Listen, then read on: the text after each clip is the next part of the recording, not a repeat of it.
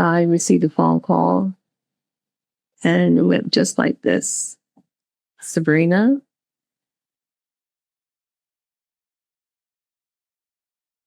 I didn't say hello. I didn't say anything. I said, is my son dead? And he said, yes.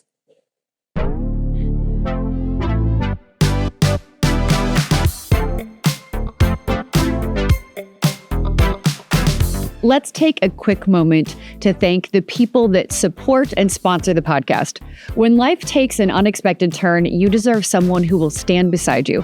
St. Louis attorney Chris Dully offers experienced one-on-one legal defense. Call 314-384-4000 or 314-DUI-HELP, or you can visit dullylawfirm.com. That's DULLE lawfirm.com for a free consultation. Every story holds a lesson. Every person carries hope. And every conversation has the power to remind us we're not alone. This is Hope Comes to Visit, and I'm Danielle Elliott-Smith. And as always, I'm so grateful you're here. My guest today is Sabrina Foster. Sabrina is a mother, advocate, community leader, and the co-founder of Black Lives Matter's Grassroots New Orleans. She is the mother of Glenn Foster Jr., a former NFL player whose death while in police custody in 2021 sparked national attention and an ongoing fight for accountability and justice. Like so many of the conversations we have here on the podcast, this story begins with profound heartbreak, but it's also a story about a mother's love, the courage to keep going when the unimaginable happens, and the determination to ensure that a loved one's life is never forgotten. Before becoming a full-time advocate, Sabrina built a successful career in corporate leadership and real estate while dedicating herself to philanthropy and community service. Following the death of her son, she found herself stepping into a very different role, one she certainly didn't ask for, but one she's embraced with extraordinary strength and purpose. Today, through her advocacy work and her leadership within Black Lives Matter Grassroots New Orleans, and the Foster Family Foundation, Sabrina continues to fight for justice, support families impacted by tragedy, empower young people, and create opportunities for those who have too often been overlooked. During this conversation, we're going to talk about motherhood, grief, resilience, faith, advocacy, the pursuit of justice, and what it means to keep showing up even when your heart has been shattered. Sabrina's story is powerful. Her love for her son it gives me chills, undeniable. And her determination to transform pain into purpose is something I know is going to stay with you long after our conversation is over. Sabrina, thank you so much for joining me on the podcast. And thank you for having me, Danielle. I'm so glad we have finally been able to make this happen. I want to start by saying one of the things I love about the podcast is how I managed to connect with some of the guests I have. And our connection is a unique one. Yes. You were actually an Uber driver, I believe, for a friend of mine who is an old school blogging connection of mine, Melissa. And she wrote about you on her personal Facebook page after feeling such a deep connection with you, just this motherhood, love, advocacy, justice connection after hearing your story. And then I, by osmosis, developed that same love and connection with you and asked to be connected. And so here we are. And here we are. I met Melissa as I was driving Uber for the Foster Family Foundation, which I am the director of. I decided to try to make money, bring in funds for the foundation. And I'm like, well, maybe I can do this by just being creative and just thinking outside the box, decide to drive Uber so I can help bring in funds. We're trying to raise funds, a campaign to buy a building. I would like to help feed the community. I want to have an urban garden. I want so much and have so little. So I decided to let me start driving Uber. It's not going to bring in much money fast, but at least it will get me to speak to people about what's going on, especially with Glenn. And I enjoy talking about my son. I enjoy enlightening people. I enjoy people saying, yes, I heard about that story. What's the update? So, and for those who have not heard about Glenn Jr., I speak about him and I feel so good that he's in my life every day, even though he's no longer present in the flesh. that he's always here with me in spirit. Start by telling us about Glenn Jr. Hmm.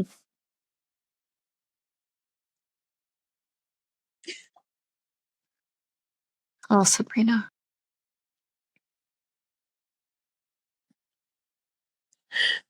Well,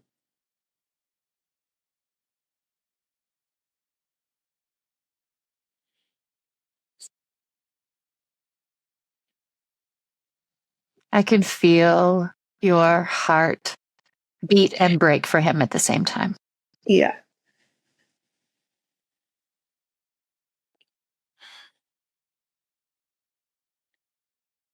It's amazing how you can, your mind can just go back to day one.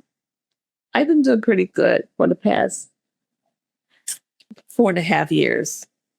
I'm at a time in my life now where I can speak about Glenn and not get so emotional. And then there's a time when you don't know how you're going to react. So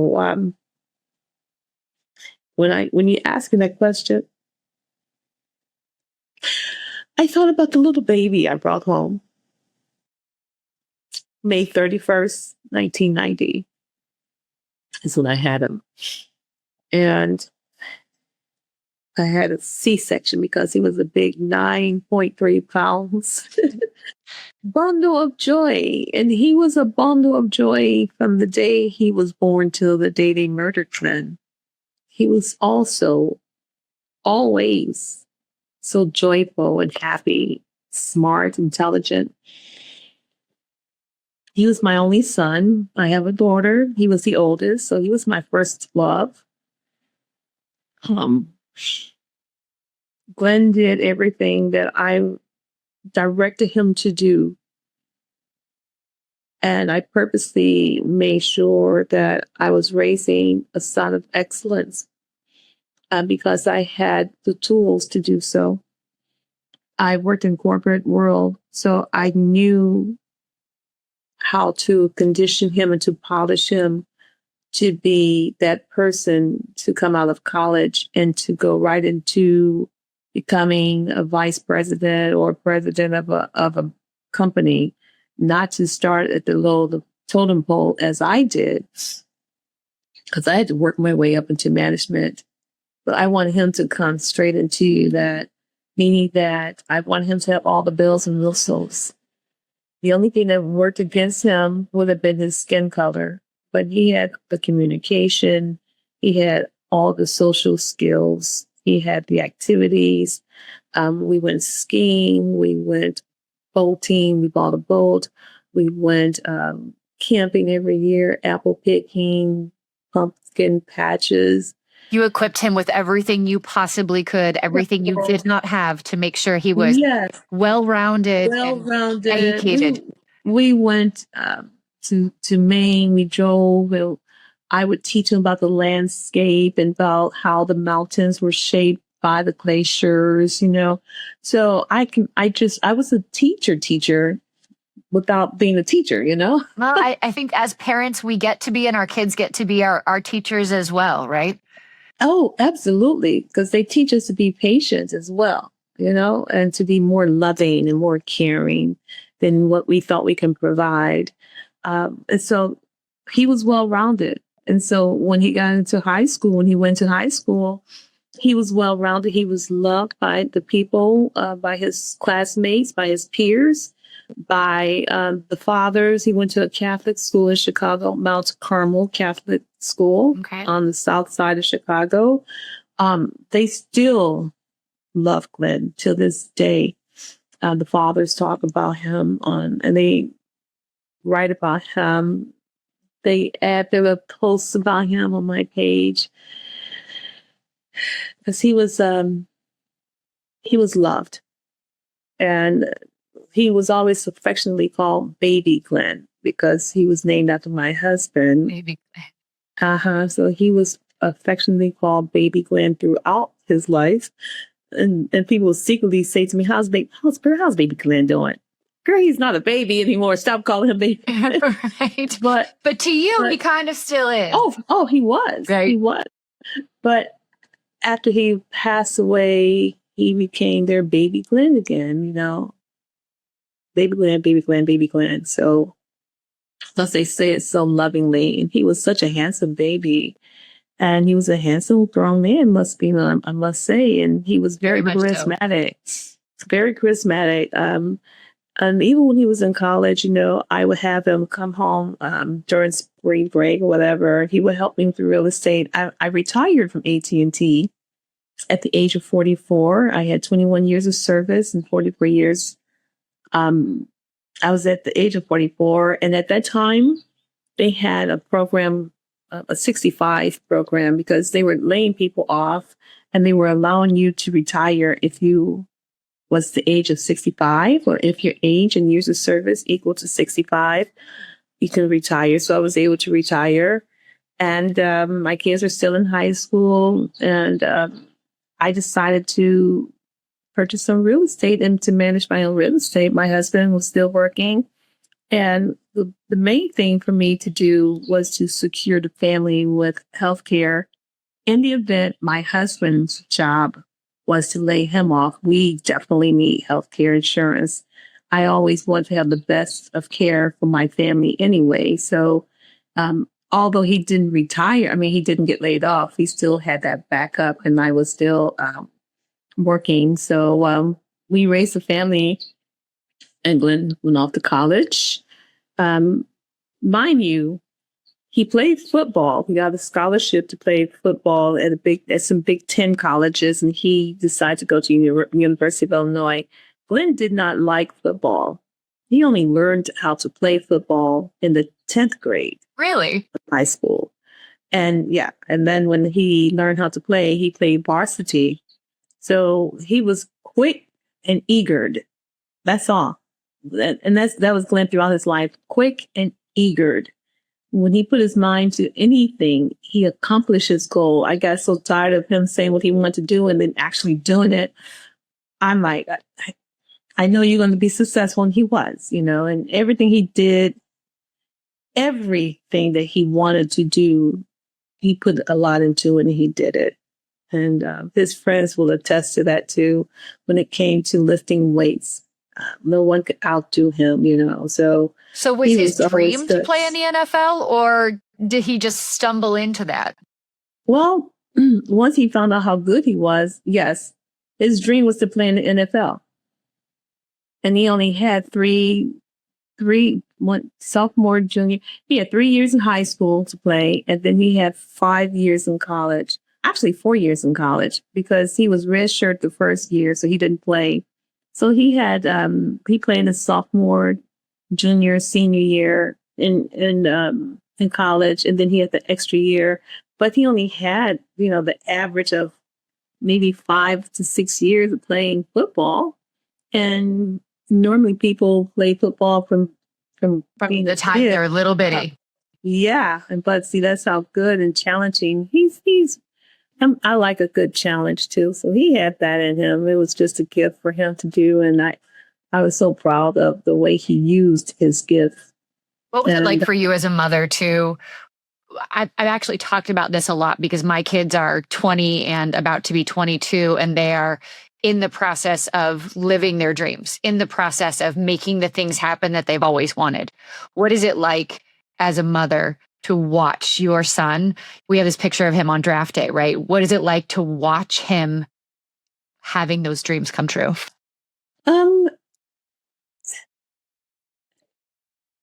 It's indescribable because you're floating and gloating. It's like you're very proud of the accomplishments of his achievements.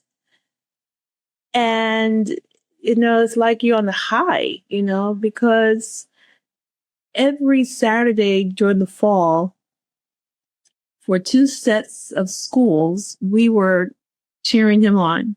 In high school, we were proud, Glenn Foster.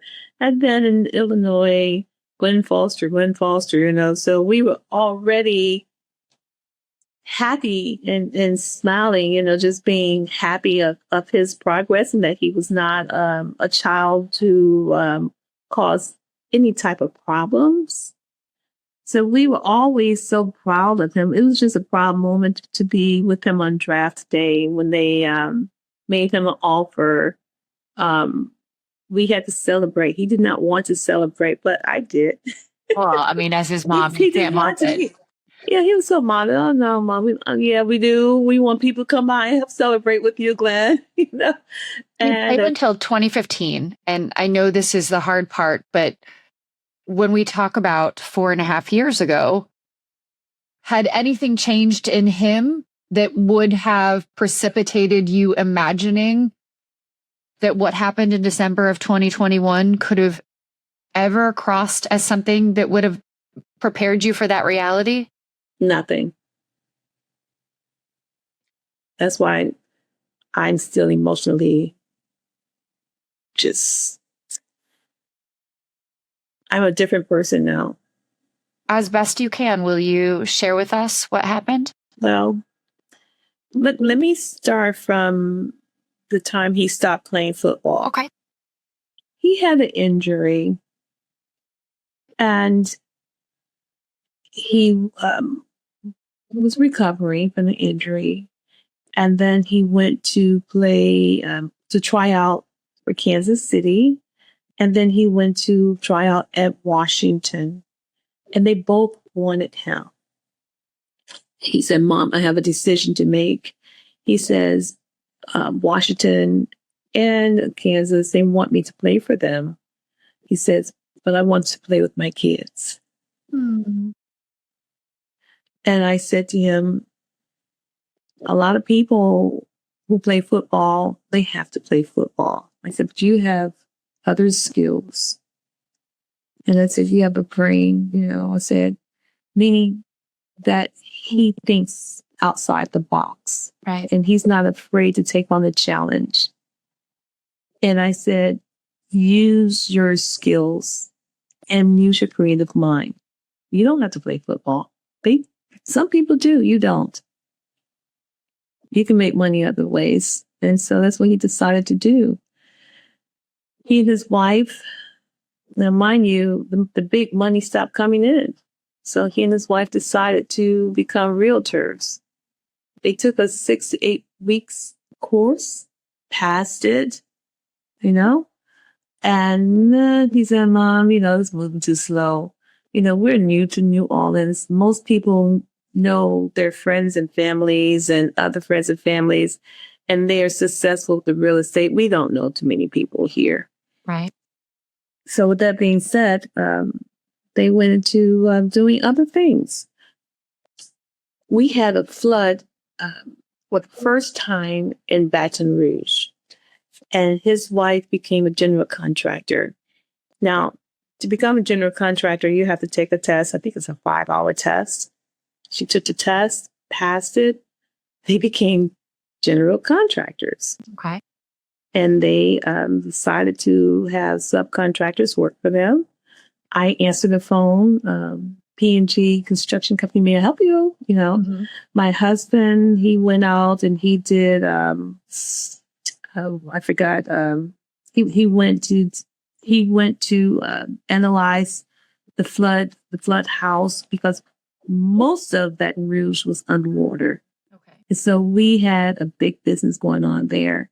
And then Glenn found out, he says it's just too much to do.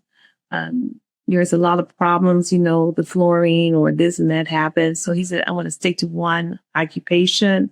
And so he says, the people who deliver and install the granite, they make the most money. Okay. He said, they make the most money because it's quick. They fabricate, install, and then move on to the next job. He's using the brain you told him to use. Exactly. And guess what? He became a fabricator. Okay.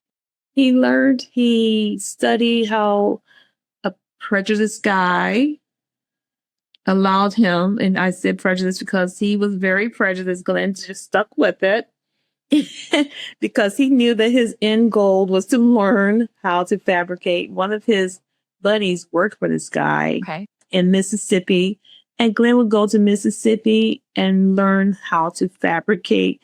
He didn't care how bad this guy was acting towards him. he learned how to fabricate. He opened up his business called Southern LA Granite, and LA is from Louisiana. Okay. And the acronym was SLAG, SLAG. So he opened up SLAG. He bought a saw and started fabricating granite. And he opened up a larger shop in Baton Rouge at 8741 Greenwell Spring. And that's where it is now. It's a bigger place.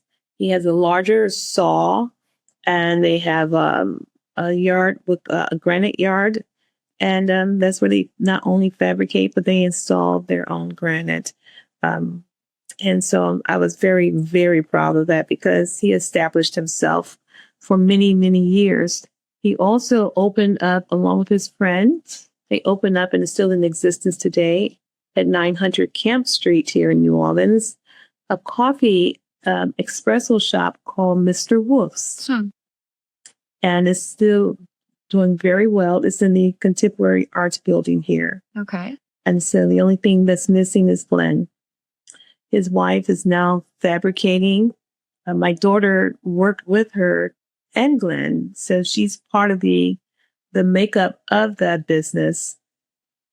But now my daughter-in-law, she solely takes care of it now. She fabricates and takes orders, and so she's now working solo by herself when needed. She has it by appointments, so people come by or make an appointment to see her, and then she goes to Baton Rouge because we're all here in Metairie in New Orleans. Mm-hmm.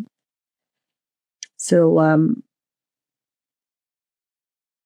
Glenn decided to start another business, with social media going on, and everyone is starting a business, and it's like a boom for African Americans to finally be able to get a piece of the American pie, not half, just a piece of it. Right. So we were flourishing, Glenn was flourishing. He wanted to start another business, and he was driving from New Orleans to Atlanta. And this is December 3rd. And we don't know what happened. He was going through Alabama. The next day, we received a phone call from the Pickens County, Alabama law enforcement. We didn't receive a call. Let me take that back. My husband was on his computer, which he rarely goes on his computer. And he receives an email, not a phone call, but an email from the Pickens County chief, Chief White. And he types in, "Hey, are you the father, Glenn Foster Jr.? Well, he's been detained." And so my husband's like, "Hey, Glenn's in jail." And we were like, "What?" And one thing I can say is that he didn't have a cell phone. He had left his cell phone at home. But they didn't even allow him a phone call. So this was Saturday morning, and we decided to go to bail him out the next day. And when we get there, my daughter-in-law, my husband and I, and my nephew and his family, we went there to bail him out. We went to the municipal building. He had, I guess, his assistant to open it up just for us to make bail. And by the time we got to the jailhouse, the same chief comes running out. He says, "I'm sorry, there has been a situation. You can't take Glenn." "We can't take him? What do you mean? We just bailed him out." He said, "No, there was an altercation and he was involved in the fight." And I said, "Okay, we'll just go to court." He says, "No, one of the guards was involved. He hit a guard." This was just straight out of a movie. this is straight out of a movie because my son, you know how you take up for your son? Right. Some people take up for their kids, and they do it knowing that they're badass kids, are badass kids, right? But even though Len was not a kid, I know my son's behavior. Was your son ever someone to get into fights? Was your son ever someone? He was such a charmer. He was such a sweetheart, but he was a protector. Right. So if he did that, it does not mean that he should be murdered. Absolutely. Now, he's never been in jail before. So had he ever been arrested before? No. Okay. He's never been in the sun downtown either. So when you are with or involved in something that you're not accustomed to, then a different side of you just come out. I don't know what he did or what happened. All I know is that he defended himself. Pickens is a son downtown? Yes. Awesome. And has been for years. Yes, for centuries. So we don't know because he can't tell his story. Right. But his mother knows his character. If anything happened, they were messing with my son. Right. At the time, he was only 31 years of age. Do you think that at the time, so I know that at that time, you thought that he was still alive and well, and do you have any idea what the actual timeline was? Were they being truthful with you about his state of health at that moment? No, they weren't helpful. Number one, they were very conceited. I spoke to the sheriff on the phone, and there was no bending. They were not nice people. You can see the Southern mentality, the racist ways of the way he was talking to me on the phone. The chief, he appeared to be nice, but I've heard stories about him using the N-word, so. At what point did you realize that something was very wrong? I beat myself up because I knew something was very wrong, but I beat myself up because I went home. I should have stayed. And had I stayed, they probably would have found a way to end my life or to arrest me as well, because they did not want us to see what was going on with Glenn. We couldn't see him. We couldn't talk to him. What was the original reason for the arrest? They claimed he was speeding. They said he was speeding? Yes. And there's no camcorders. There's no device. What point does a speeding stop being a ticket and become an arrest? That's a good question for them. Okay. At what point did you then understand that this had gone to a point where he wasn't coming home? When I got home, I received a phone call, and it went just like this. Sabrina,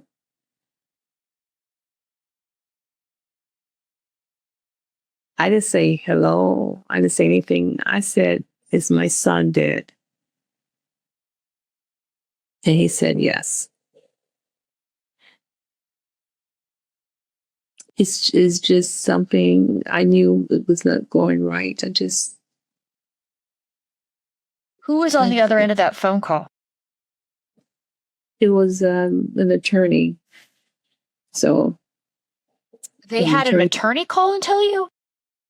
Yes. Yeah. someone who we had picked while we were there, but Oh, so you knew guys had gotten an attorney because you didn't trust what was happening. they recommended one, yes. Okay. So one of their good old boys, yeah. We're not the one who was representing your best interests. I doubt it. Oh. I doubt. You know, you don't know people and Right. and how they work in other cities, especially in a city like that. But in theory, you were yeah, trying to get an attorney who was supposed to be helping you. for that one day. Right. Yeah. Okay. Until we knew what was what. Yeah. Yeah. Until we knew, because, you know, you're there. It's like, okay, we need someone here. You know, we didn't have anyone. To me, it was just a simple matter of trying to get him released. The very idea that your brain went from, okay, has he been released? Like, which is what should have been the question. Like, okay, so did you get him out? Your brain went he's to on. Yeah. Yeah. It went to, it's not ever going to happen. You know, it went to, what did they tell you happened?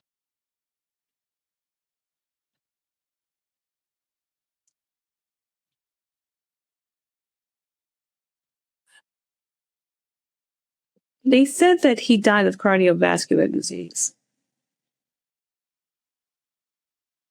He just happened to be in custody when that happened? That's the same thing I said. They said, oh, so he decided to just have cardiovascular disease in jail and die.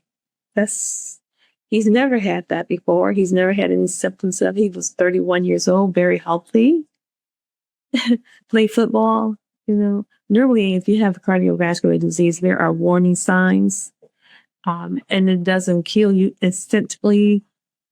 But that is a black man disease. And they have probably put that on death certificates before. And so they did what they know to do. That means that the sheriff lied, the coroner lied, the state medical examiner office lied, as well as the State Bureau of Investigation, because the grand jury said it was a no bill. Yes, a no bill because they didn't give them all the. But you had an independent autopsy done, correct? Yeah, but I'm going to get to that later. In order for them to claim it was a no bill, that means that they didn't have all of the backup. They didn't have all the paperwork. They didn't have the truth. So now we need to know, what did they submit to the grand jury to call it a no bill? You know, and then our second autopsy said that Glenn indicated that, yes, he was tortured. He was tased multiple times, and there was evidence of neck compression. So they choked him. Just like George Floyd, he couldn't breathe. Sabrina, I'm so sorry. Saying that sounds so vastly insufficient. Yeah, because someone choked his ass out, and that just pisses me off, and I get angry just talking about it. So yes, I use profanity often as well because I am pissed off. And I think about someone taking his last breath, having the audacity to lay their hands on your son. Yes, because and Glenn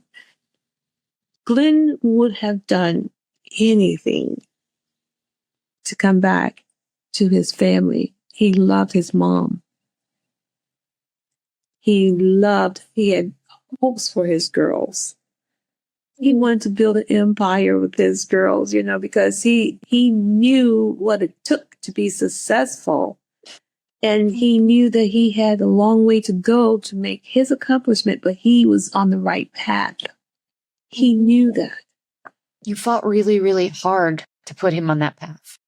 And he had stayed on that path. He did. And that's what hurts me the most, is that person I grew and just watched. I watched him grow and bloom. He was like a flower. And he was so happy. He would always tell me I like the way you raised Bria and I. I like the way when his kids were young, they're all 3 years apart. The oldest one is now, should be 15 this year. She was only 10 when they murdered him. He gave me privilege to raise his kids. I can, they were like my kids. Right. Because he liked the way I raised him. So he wanted me to help raise his kids, you know? So anything I You knew said. what you were doing, so he wanted it to happen again. Exactly. And it's happening now because before he left, he asked me to help his wife take care of the kids. And I'm still helping to take care of the kids. I understand you guys have retained a lawyer. This is all still pending, yes? Yes. Where do things stand right now? Well, right now, the good part is 2 years ago, a year and a half ago, the judge accepted the case so we can move forward. And so we're just waiting for a court date. The defendants should have been questioned by our attorneys now. So we're just waiting to hear the next phase.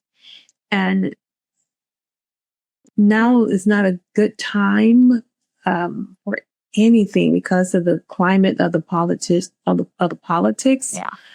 So all I do know is that there's a God, and whatever will be, will be. It's not like we're not going to fight a good fight. We're going to fight a good fight. And we are going to continue to try to live our lives the best way we can, because I have just recently started to pick myself up.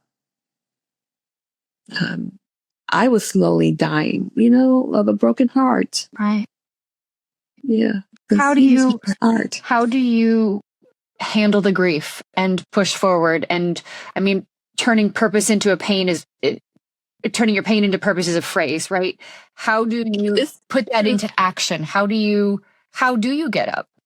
Okay, well, therapy didn't work for me, and I tried it, but let me just say this. Therapy works for some people. In my case, I lost my son. There was nothing no one could say because it couldn't bring him back. So it just didn't work for me, and I didn't want it to work for me, I guess, because look, you can say all you want to say. My son is not here, and I'm going to cry, and I'm going to be this way for a long time. And that's how it was for me until I knew that my health was affected.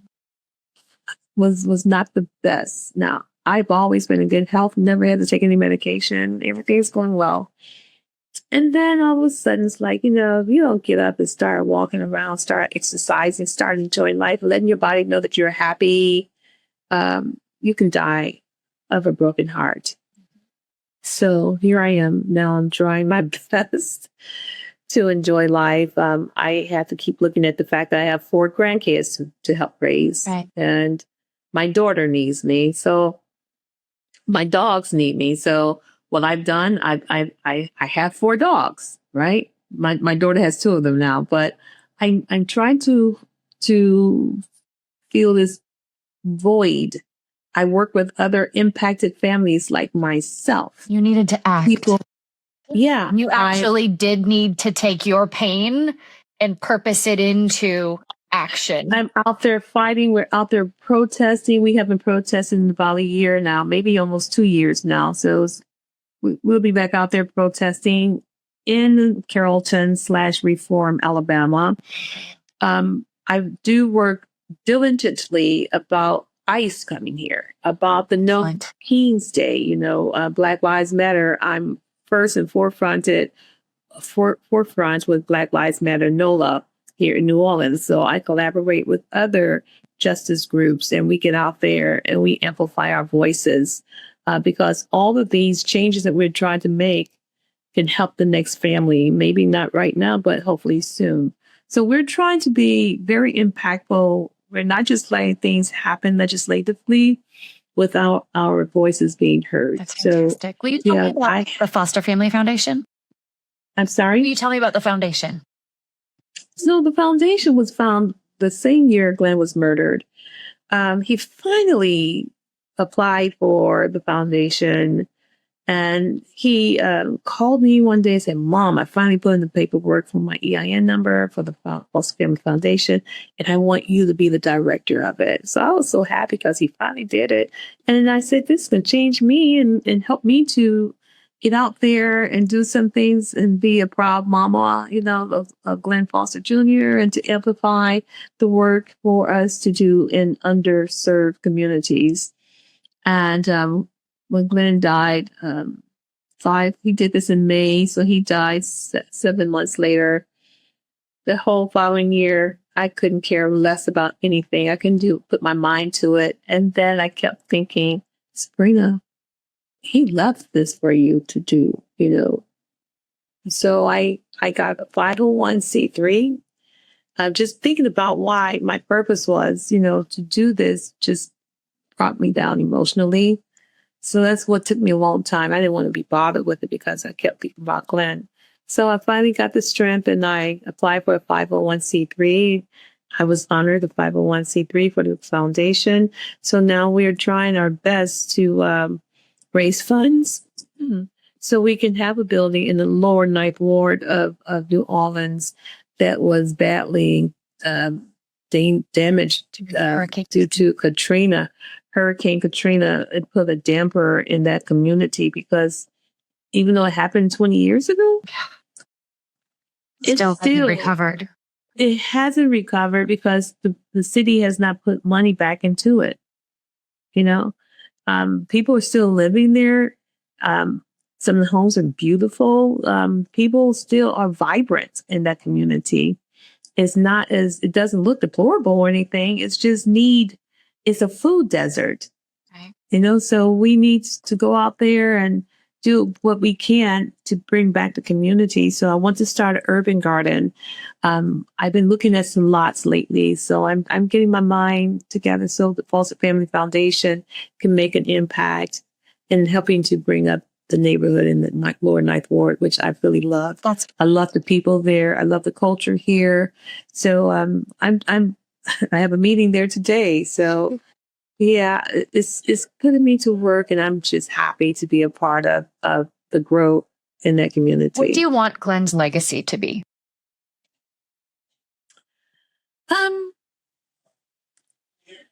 He was a philanthropist, and I want people to know that he had a love for life, say for his people, meaning African Americans. He wanted to see them do better. Glenn had a wealth of information that he will show people on Facebook and the social media on how to be a better person, how to live better, how to obtain your gold. If you're in a place where you shouldn't be, get out of it, relocate, transform yourself. He was such a caring person that tried to empower people. And that's who I want people to remember. Glenn Jr. of that. He did. And that's why he was so loved. We just had a birthday party for him just this past weekend. Glenn's birthday is May 31st. He would have been 36 years old. Yeah, they murdered him at the age of 31. And this is his 5th birthday without him. Sabrina, how do you define hope? In his case? In any case. In any case. How do you define it in your life? I define hope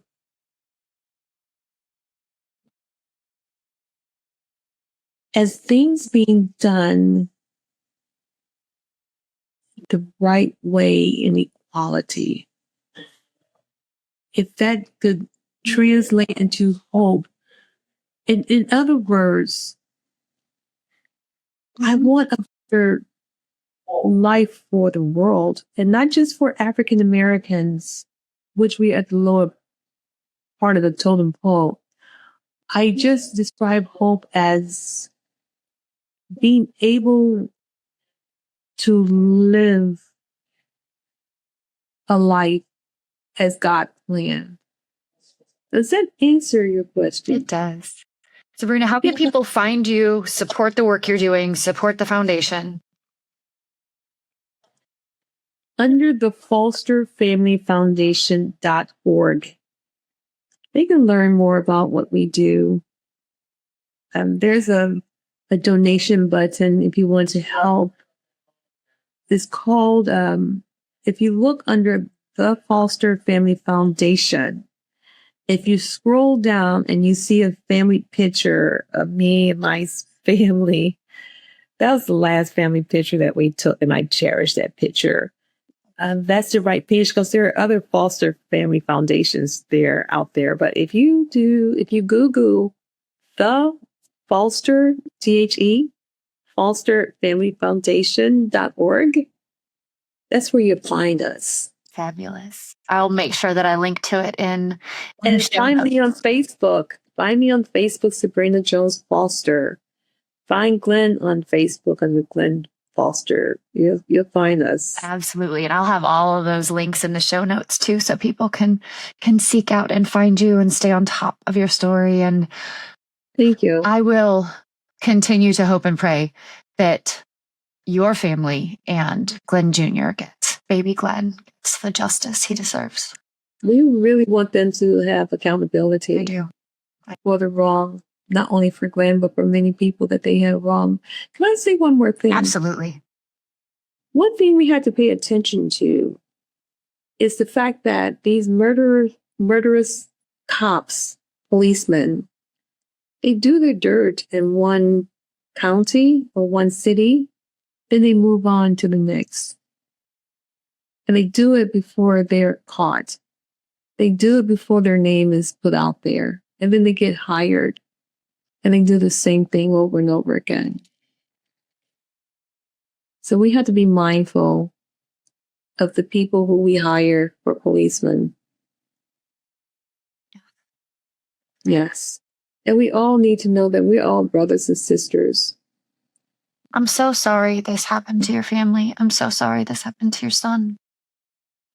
Thank you. I've aged about 20 years. I can't even imagine. Yeah. Thank you for doing the work you do. Thank you. Thank you for having me, Danielle. My absolute pleasure. It's been wonderful to talk to you, and I'm so grateful to you for trusting me and the audience that I have with your story. Thank you. I thank your audience for listening. Of course. And friends, thank you so much for taking the time to spend with Sabrina and I. I so hope her story has resonated with you and that you will take the time to share with the people that you know. And as always, until we get to spend time together again, take very good care of you. Naturally, it's important to thank the people who support and sponsor the podcast. This episode is supported by Chris Dully, a trusted criminal defense attorney and friend of mine here in St. Louis, who believes in second chances and solid representation. Whether you're facing a DWI, felony, or traffic issue, Chris handles your case personally, with clarity, compassion, and over 15 years of experience. When things feel uncertain, it helps to have someone steady in your corner. Call 314-384-4000 or 314-DUI-HELP, or you can visit dullylawfirm.com to schedule your free consultation.